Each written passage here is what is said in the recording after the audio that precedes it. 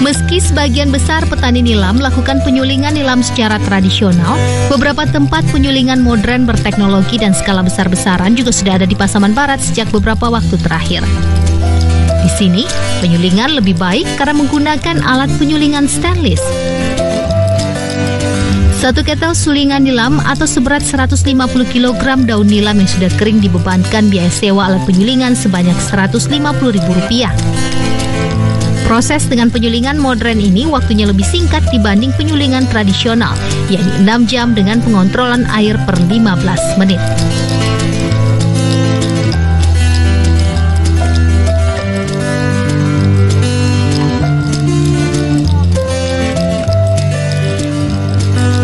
Berbeda dengan ketel uap yang menggunakan listrik, penyulingan boiler atau sistem uap juga menjadi pilihan penyulingan lain di tempat ini. Minyak nilam tergolong dalam minyak atsiri dengan komponen utamanya adalah pacoul. Daun dan bunga nilam mengandung minyak ini, tetapi orang biasanya mendapatkan minyak nilam dari penyulingan uap terhadap daun keringnya.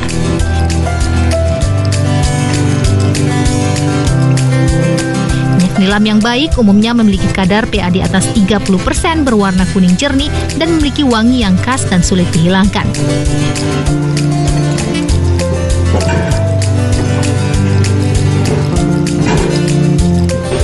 Nilam jenis ini dapat dengan menggunakan teknik penyulingan uap kering yang dihasilkan mesin penghasil uap atau boiler yang diteruskan ke dalam tangki reaksi atau autoclave. Selanjutnya uap akan menembus bahan baku nilam kering dan uap diteruskan ke bagian pemisahan untuk dilakukan pemisahan uap air dan uap minyak nilam dengan sistem penyulingan.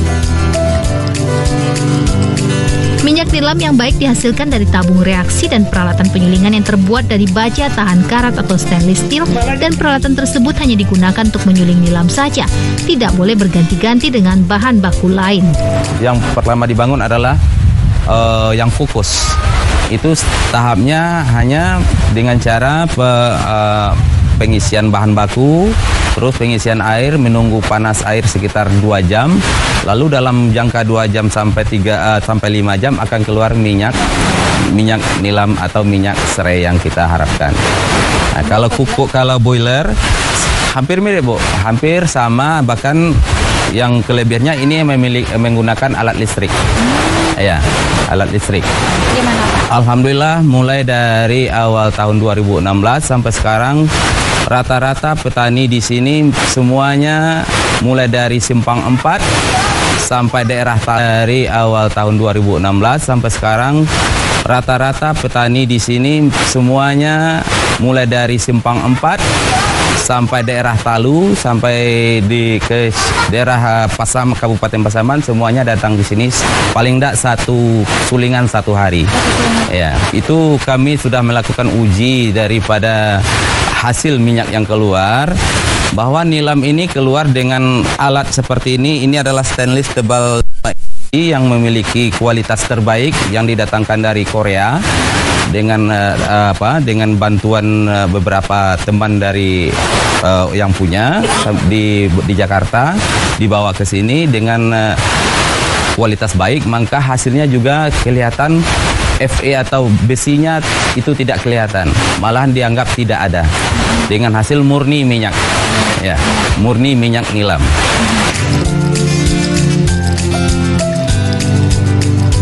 Dibandingkan daerah lain di Indonesia, kualitas minyak nilam Pasaman Barat jauh lebih baik.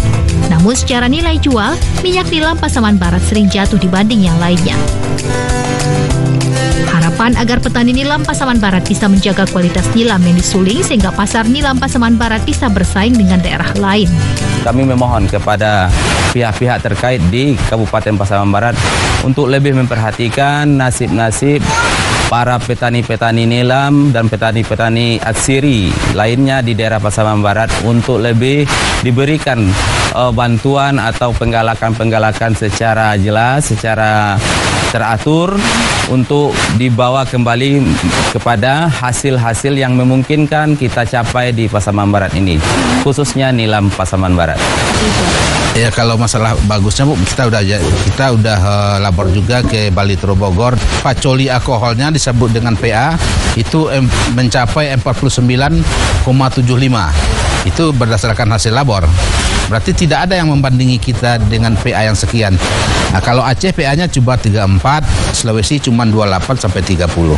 Sangat luar biasa sekali Pasaman Barat ini dengan kualitasnya, Bu. Tapi kenapa harga kita jatuh sekarang? Harga ini, karena untuk di hilirnya kita belum masuk ke hilirnya, karena masih dipegang oleh pedagang-pedagang dari luar. Artinya kita tidak ada akses kita untuk penjualan ke luar negerinya. Mereka inilah yang mempermainkan harganya. Sekarang alasan mereka kan harga turun, pasokannya terlalu banyak. Apabila kami nanam banyak-banyak, mereka nilamnya banyak, mereka terlalu banyak minyak nilamnya, berarti harganya jatuh katanya. Ya, kalau kita harapkan dari Dinas Provinsi Sumatera Barat, kita harapkan juga semacam sertifikasi. Sertifikasi ini kan bisa untuk menaikkan harganya, karena dengan ada sertifikasi ini standarnya udah ada. Sampai sekarang kita masih mengusulkan sekarang namanya indikasi geografis. Indikasi geografis ini ada semacam hak paten gitu, Bu. Jadi orang tuh meminta minyak nilam ke kita lagi. Kan kalau untuk sertifikasi standar kan ada, harus ini. Dan ini lokasi ini ada tempat penyulingan ini, itu standarnya udah organik.